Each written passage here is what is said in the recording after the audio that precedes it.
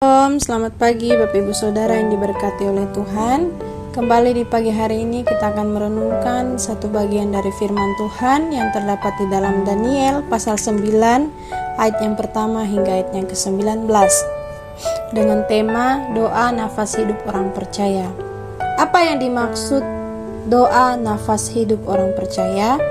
Menurut saya secara pribadi adalah suatu tindakan atau kegiatan yang menjadi penting dan terutama untuk kita lakukan dalam kehidupan kita hari lepas hari.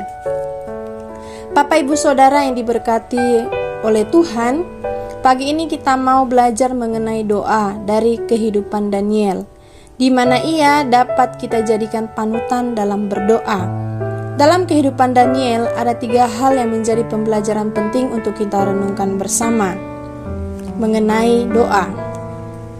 Yang pertama, doa menjadi alat untuk mengakui dosa dan berbalik kepada jalan yang benar. Ayat 4 hingga ayat yang ke-10. Dalam perjalanan pelayanan Daniel pada masa pemerintahan Raja Darius, Daniel menjadikan doa sebagai sarana untuk ia mengakui dosanya di hadapan Tuhan. Dan kalau kita membaca dan menyelidiki dalam kebenaran firman Tuhan ini, ternyata Daniel bukan hanya mengakui dosanya saja, melainkan Daniel juga mendoakan setiap orang yang berada di sekitarnya. Daniel melayani di kerajaan orang Kasdim, dan dalam doa Daniel ia juga mendoakan para pemimpin, raja-raja, bahkan segenap rakyat di negeri di mana ia melayani.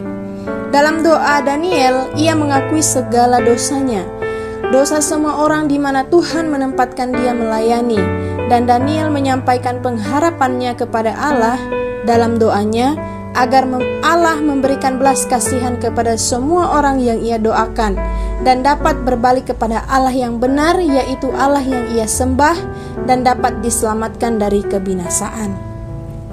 Yang kedua, di dalam doa ada kuasa Tuhan. Ayat 11 hingga ayatnya yang ke-16. Daniel mengetahui bahwa Allah yang ia layani dan ia sembah adalah Allah yang berkuasa dan sanggup menolongnya. Maka Daniel tidak hanya sekedar berdoa dan mengimani bahwasannya kuasa Tuhan akan dinyatakan melalui doanya, namun Daniel juga melakukan tindakan, yaitu kehidupannya selalu melakukan apa yang Allah katakan melalui kebenaran firman-Nya. Daniel mengusahakan kehidupannya sama sekali tidak menyimpang dari kebenarannya Tuhan. Yang ketiga, doa menjadi kekuatan dalam menjalani kehidupan. Ayat 17 hingga ayatnya yang ke-19. Daniel sangat amat paham dan tahu siapa dirinya di hadapan Tuhan dan manusia. Dia terbatas dan bahkan tidak sama sekali memiliki kekuasaan di mana tempat ia melayani. Namun itu tidak menjadikan Daniel menjadi pelayan Tuhan dan pengikut Tuhan yang lemah dan pesimis. Dari hal ini Daniel menjadikan doa sebagai kekuatannya untuk tetap setia bekerja dan menghasilkan buah untuk kemuliaan nama Tuhan. Dan terbukti Daniel merasakan bagaimana Allah memberikannya kekuatan dalam menyelesaikan misi Tuhan dalam melayani di kerajaan Kasdim. Dan Allah menjadikan Daniel salah satu tokoh yang dapat kita jadikan panutan serta kita teladani dalam hal berdoa. Apa yang menjadi aplikasinya bagi kita di pagi hari ini? Bapak Ibu Saudara yang diberkati oleh Tuhan, sumber pengampunan hanyalah Allah.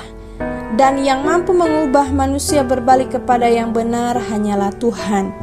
Tetaplah setia berdoa dan bergumul dengan Allah. Yang kedua, ketekunan dan kesetiaan bila kita lakukan berlandasan nama Tuhan, maka akan menghasilkan dampak positif dan kemuliaan bagi kerajaan surga. Dan yang terakhir aplikasinya ialah sesungguhnya kekuatan kita bukanlah banyaknya orang yang mendukung atau bahkan banyaknya kekayaan serta sehatnya kita. Tapi sesungguhnya kekuatan yang sejati ialah ketika kita memfokuskan hidup kita pada hal-hal rohani dan menjadikan Tuhan hal terutama dan terpenting dalam segalanya. Tuhan Yesus memberkati kita di sepanjang satu hari ini. Salam.